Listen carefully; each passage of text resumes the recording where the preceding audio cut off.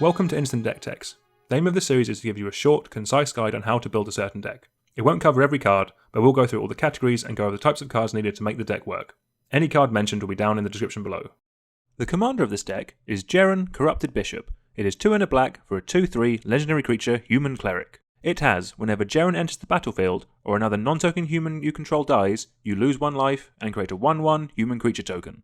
It also has, pay 2 generic, target human you control gains lifelink until end of turn. And finally, at the beginning of your end step, if you have exactly 13 life, you may pay 4 black. If you do, transform Jerren. He then transforms into Ormendahl the Corruptor, a 6/6 legendary demon with flying, trample, lifelink, and the ability sacrifice another creature, draw a card. This is going to be a humans-based aristocrats deck, with life loss as a sub-theme so we can flip Jerren into the big nasty Ormendahl. The front side gives us additional tokens when we sack some fleshy humans, meaning we can generate a good amount of tokens. This means that we'll be looking to run as many effects on humans as possible, so that we're always getting additional creatures when we kill some of ours off. When we get to flip over to the demon side, we'll be able to use that free sack ability to drain out our opponents with some aristocrat effects, all while refilling our hand. Let's kick off with our card draw. We want to have at least 8 bits in the deck as a starting point, but more is always more in Commander. We're looking for cards that either sacrifice creatures to draw cards, such as Village Rites and Priest of the Forgotten Gods, or cards that reward us from sacking creatures with things like Midnight Reaper and Species Specialist. You want a mix of both, and as many of these effects that are on creatures the better, as they then in turn can be put into the meat grinder. Also, 2 cards worth mentioning are Necropotence and Necrologia. Both of these can draw us a whole ton of cards while putting our life total down to 13, so we can then flip Jerren and start hitting the face with the demon side. Moving on to our ramp, again we want to start at 8 bits and then go from there. As we don't have green, it means I'd recommend running a rock package for some early game ramp. A mix of spells that tap for colourless and black would be preferable, as mono black decks can be pretty greedy on their black pips. And then as well, if you're running the previously mentioned Necropotence and Necrologia, then Thought Vessel does go up a notch as we want to keep the cards in our hand. After those, we can look to run some different kinds of spells to ramp us ahead. Wayfarer's Bauble is the best bit of non-green land-based ramp. Pitiless Plunderer should not be as expensive as it is, and if it gets a reprint would be a slam dunk in this deck, especially as it's also a human. Cryptghast is great at doubling our swamps up, while the Exalt ability will help us regain some life if we ever go too low. A selection of these I would recommend being the base of your 8 bits of mana ramp, because there are cards like Black Market and Nakana Revenant which are really good at going from the mid game to the late game, but they don't help much on turns 1 to 4, so be good, eat your veg, and then cards like these can be the 9th and 10th bits of ramp in the deck. In a similar vein, while the altars are continually creeping up in price, but will be great free sack outlets that can ramp us ahead if you have them available.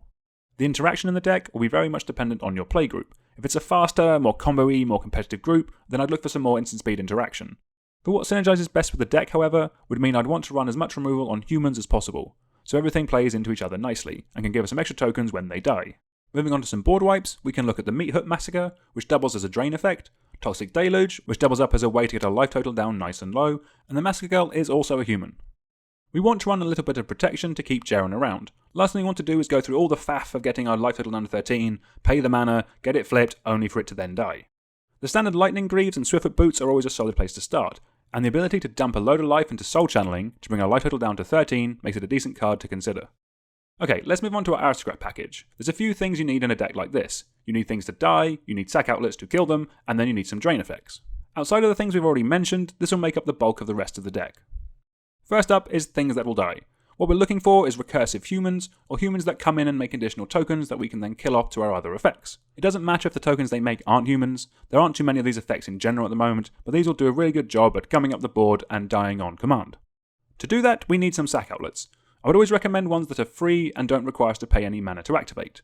As a lot of our card draw and our flipped commander can sack creatures, we don't need as many of these as the other sections. Last up is the drain effects. These steal life from our opponents whenever a creature of ours die. The ones that say each opponent are generally better in Commander, but there's a decent number of these effects now, so you can mix and match as you like. However, Zulaport Cutthroat and Sir Conrad the Grim are both humans, so that's worth taking note of. Let's move on to some dedicated ways of winning the game, and start with Witch of the Moors. With all the drain effects that we've just mentioned, we should have no issues getting some life back and activating its ability, to help us keep control of the board. Plus, it's also a human. Another fun card in this deck is Ravenous Demon. We should have no issue sacrificing a human to it to make it flip into a 9/9 flyer, and those do pretty good at winning games of Magic. It's also worth mentioning Maskwood Nexus and Conspiracy. These will turn everything in our deck into humans. And while our commander's front side doesn't care about the tokens, it'll turn all of our vampires, zombies, and Eldrazi into humans, so they get replaced when they die. It also means that cards like Patriarch's Bidding and Haunting Voyage do extra work in the deck, and can bring back our whole yard rather than just a select few humans. Definitely something I would want to consider. Last up in our win conditions is ways of getting our life total down to 13 so we can flip our commander. The ones we've already mentioned in the video will generally be better as they go into the slots that we need to make the deck work, but running a few extra will really help us get to that backside and value out the game. I think the standouts on the lists are Wall of Blood, as it's free to do, and then Plague of Vermin, as it gives us a whole board we can use to sack as well. Okay, rounding off the deck with some utility lands, it'd be rude to not start with Westvale Abbey. Why have one Ormendahl when you can have two? Then with any mono black deck, we do have to mention Urborg, Tomb of Yawgmoth, and Cabal Coffers. If you have them, then they are great includes, but it's not the end of the world if they're out of your budget. Cabal Stronghold and Crypt of Agadeen both are decent impressions and can generate us a load of mana as well. After those, we can run some effects we're missing in the deck, with things like Bajuka Bog giving us some graveyard hate, Witch's Cottage for some recursion, Barrenmoor to smooth out our draws, War Room to straight draw us cards, and then Reliquary Tower to help keep all of those cards in our hand. The rest of your mana base will be very dependent on what you have available to you. We've recently released a video with some advice on building a deck with a budget mana base, which might be of help. Until next time, please like, share and subscribe, and let us know down in the comments if there are any commanders you'd like to see a deck tech on. Thank you very much for watching.